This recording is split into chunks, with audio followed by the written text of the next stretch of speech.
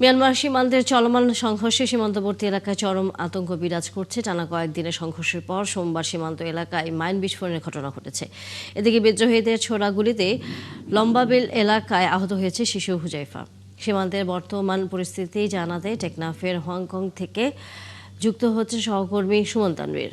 সুমন, পরিস্থিতি সর্বশেষ আমাদেরকে জানাবেন এবং একই সাথে এই সীমান্তবর্তী যেই ঘটনাটি ঘটেছে এরপর বিজিপি অথবা আইন শৃঙ্খলা বাহিনীর সদস্যদের কারোর সাথে কথা বলার আপনার সুযোগ হয়েছে কিনা?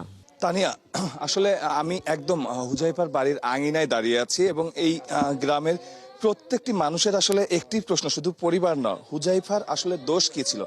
হুজাইফার বাড়িটি আসলে যে জায়গাটিতে পড়েছে এইখান থেকে বাংলাদেশ সীমান্তের কিন্তু বর্ডার যদি আমি ধরি প্রায় 7 কিলোমিটার দূরে, অর্থাৎ 7 কিলোমিটার বাংলাদেশের ভেতরে একজন মানুষ যখন অবস্থান করছিলেন এই বাসা থেকে, আপনি একটু বাসার অবস্থা স্থিতিটা আপনাকে একটু দেখাই। একদম আপনি জানেন আমরা সংবাদেও সবসময় দেখাচ্ছি হুজাইফাকে কালকে নিউরোসায়েন্সে নিয়ে যাওয়া হয়েছে এবং তার গুলি খাওয়ার পর থেকে এই বাড়ির আসলে মানুষজনের নাওয়া খাওয়া বন্ধ হয়ে গেছে।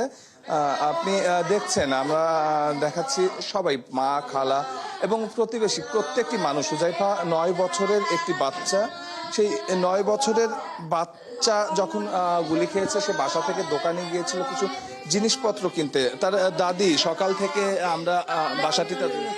আসসালামু আলাইকুম।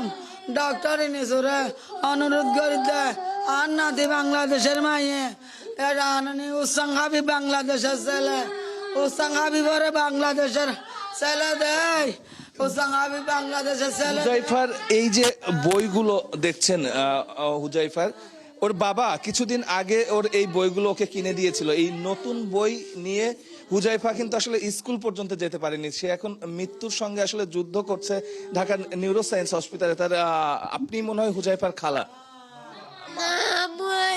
একটু তার মার সাথে কথা বলবো। এই বইগুলো নিয়ে আমরা দেখছি সকাল থেকে বসে আছি। হুজাইফার অবস্থা জানেন, শেষ কি অবস্থা? বই দিয়ে 3 দিন গিয়ে ফিসটা হাতাল্লা বলি এদিন না যা গুলাগুলি করে যাইতা দিয়া হয়তো ফিসটা হাতা জানিও রে হাল্লা দি বেড়াই এবার হতাশা ঠিক আছে তাহলে আমার জানো যাইও মার আব্বুরও হয় ফিসটা হাতানি বললা হয়তো হইও এবার দুয়ানো কি হই।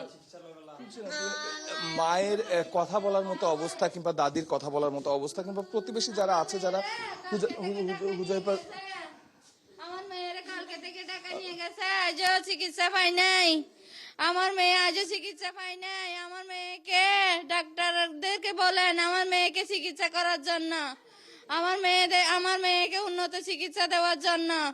এখনো কালকে থেকে কাল রাত 10টায় নিয়ে গেছে যে ওখানে আইসিইউর মধ্যে ঢুকাইছে। মা কিংবা যারা প্রতিবেশী আছে সবার কিন্তু আসলে কথা একটি, দায়িত্ব রাষ্ট্রের নিতে হবে। কারণ হুজাইফার কিন্তু আসলে কোনো দোষ ছিল না। আমি শুরুতেই বলছিলাম যে হুজাইফার বাড়িটি যেখানে পড়েছে সেটি কিন্তু বাংলাদেশ সীমান্ত থেকে প্রায় 7 কিলোমিটার ভেতরে। আমরা একটু একজনের সঙ্গে কথা বলবো। আপনি একটু আমাকে দেখাবেন আপনার হাতে। আমরা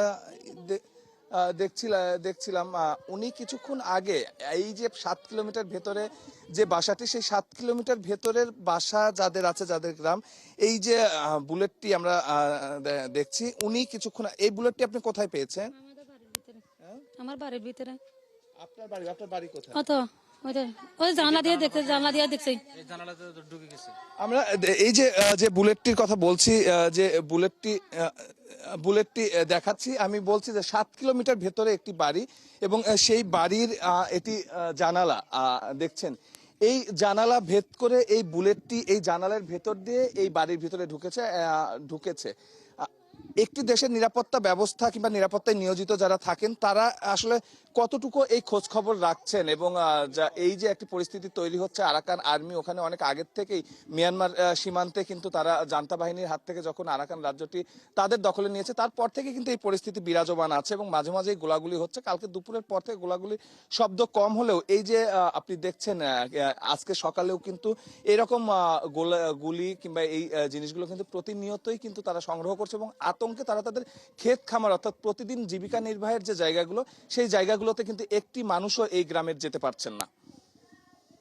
ফিরবো সুমন তানভীর।